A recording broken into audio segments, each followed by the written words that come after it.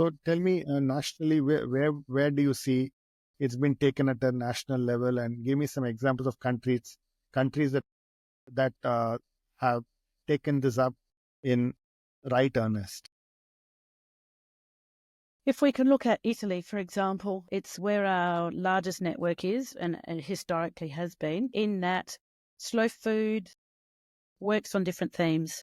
We work on cheese, being cheese that's not pasteurized, that is cheese made from raw milk. In that cheese made from raw milk, there was a legend that wanted to make all cheeses in Europe made from pasteurized milk. Slow food went into a campaign more than 10 years ago to safeguard cheese being made from raw milk, because it always had been.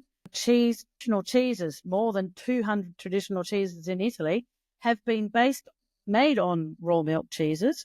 And with one policy that was being directed by the EU, they wanted to wipe out all those family farms. They wanted to wipe out all those traditional cheeses that were still being eaten today. Slow Food holds an event called Cheese every 2 years, and it campaigned against the EU policy to ensure that countries could determine what took place in each country. With that, those protests that took place not only in Italy, but also each state, so each country within the EU can now determine how and what cheeses are produced and how, as long as they meet the health regulations.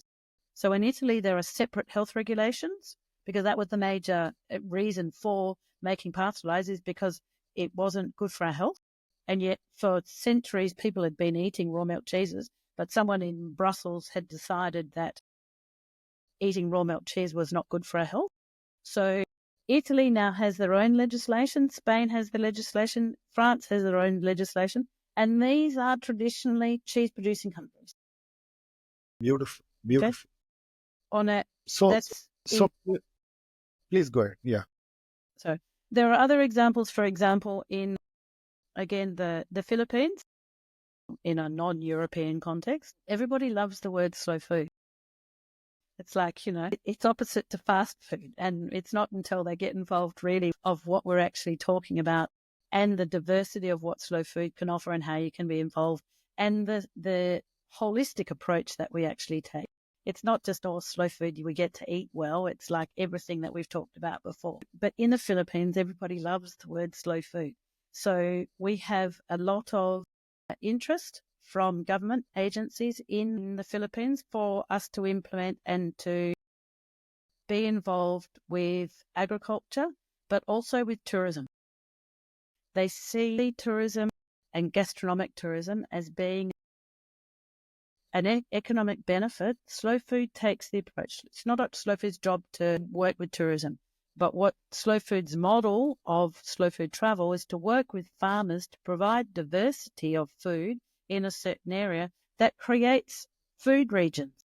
That means taking people out to visit the communities. So they start to, again, raise awareness about how coffee is produced. The consumer starts to raise awareness about how people live in villages.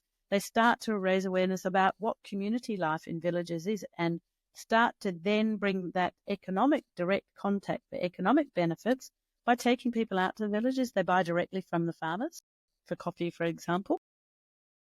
And the Philippines has very much taken this on board. They really like the slow food model, because we're talking about redistribution of tourism at the same time. We're not talking about the mass tourism anymore. And every country that has mass tourism wants to go back to when they didn't. So if we look at Barcelona, we look at Venice, everybody now has entry points, or they don't want the cruise ships. Okay, they don't want the mass tourism. So the slow food model starts creating food tourism in rural areas, which distributes the income, but also the traveller, to provide a different experience, which brings more people in. All around food. So different contexts about how different countries are taking on slow food, dependent upon what their agenda is and dependent upon how slow food can fit. And slow food does not always fit a government agenda.